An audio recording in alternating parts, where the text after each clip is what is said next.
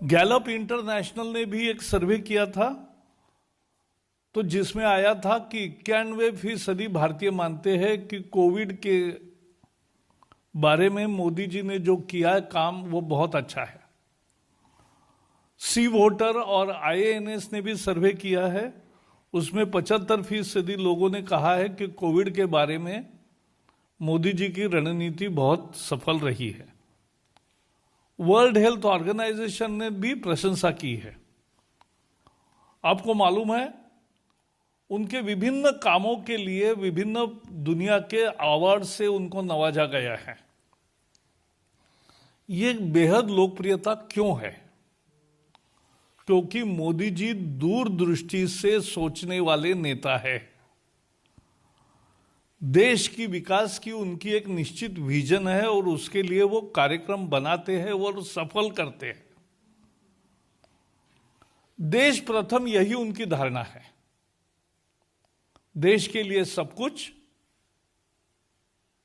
और देश ही सब कुछ।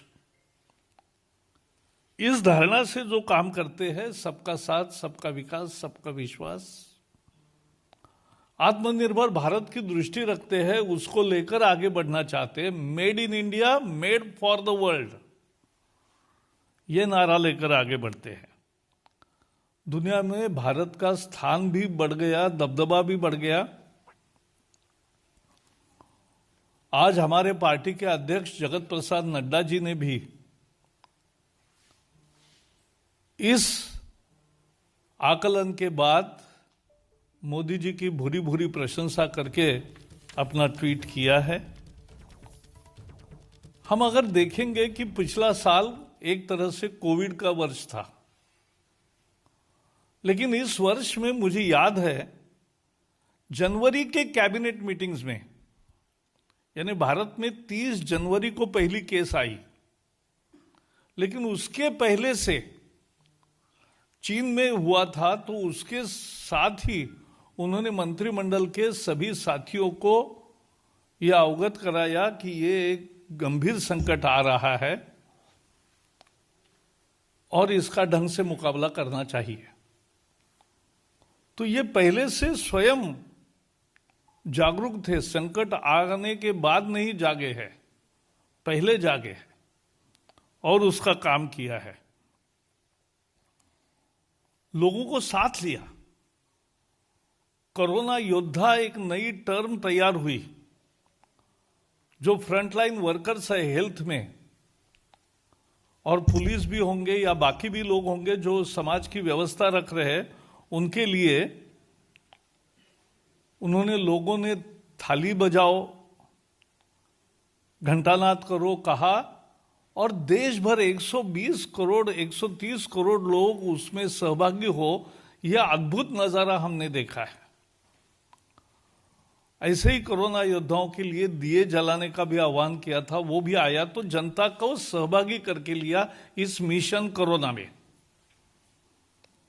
कोरोना से युद्ध किया और लोगों को जागरूक रखा, और बहुत सिंपल नारे उन्होंने गढ़े। 2 गज दूरी, मास्क है जरूरी। दूसरा नारा भी सब में लोकप्रिय हुआ, जब तक दवाई नहीं तब तक ढिलाई नहीं।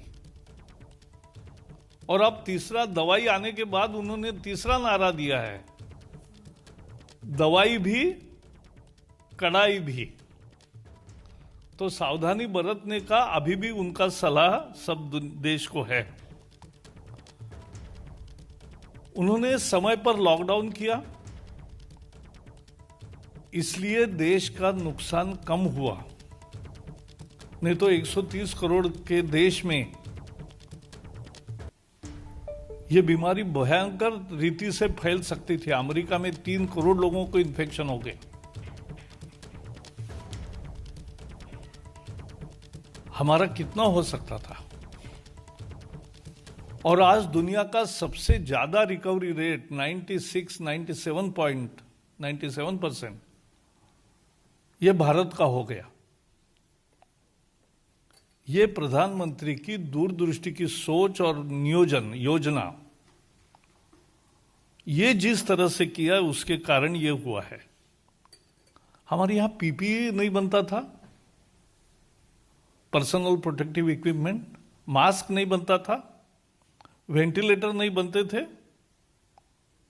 आज ये सब देश में बन भी रहे हैं और बाहर भी अन्य देशों को हम दे रहे हैं। इतनी बड़ी, कितने लोगों को संक्रमण होगा पता नहीं था, तब उन्होंने बेड्स की योजना की, आइसोलेशन के बेड्स भरपूर हो, आईसीयू के बेड्स भरपूर हो, और उसके साथ साथ सभी स्वास्थ्य सेवा को इकट्ठा करते हुए नई योजनाएं भी की कि रेलवे के डिब्बे में भी अगर जरूरत हो तो कुछ मरीजों को रखा जा सकेगा। इस तरह की योजना करी, ये दुनिया में कहीं नहीं हुआ, वो उन्होंने करके दिखाया।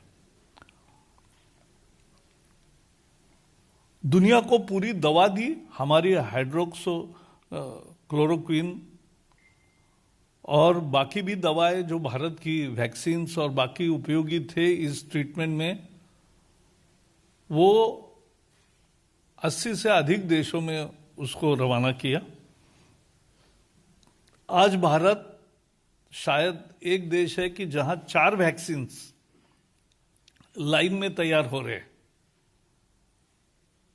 एक कल मान्यता मिली है इमरजेंसी प्रयोग के लिए सीरम के कोविशील्ड को, फिर भारत बायोटेक का आ रहा है, झाइडेक बायोटेक का है, और रशिया का जो स्पुतनिक आया है उसका भी हेटेरो कंपनी कर रही है। तो पूरी व्यवस्था देश भर में, उसका कोल्ड स्टोरेज की व्यवस्था, उसके ड्राई रन की व्यवस्था, आज पूरे देश भर में ड्राई रन हो रहा है। एक ऐप होगा, आप सभी लोग भी फ्रंटलाइन ही है एक तरह से, आपको केवल रजिस्टर करना है, फ्रंटलाइन वर्कर को प्रायोरिटी है, आपको नंबर आएगा, उस स्थान पर जाके आपको टीका लेना है। तो इतनी सुचारू व्यवस्था, ये सब उनके नेतृत्व की एक परिचय इस 1 वर्ष के संकट में मिला है।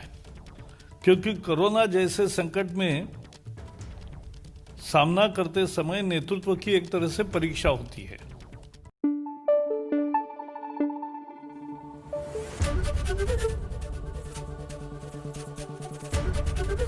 एबीपी न्यूज आपको रखे आगे।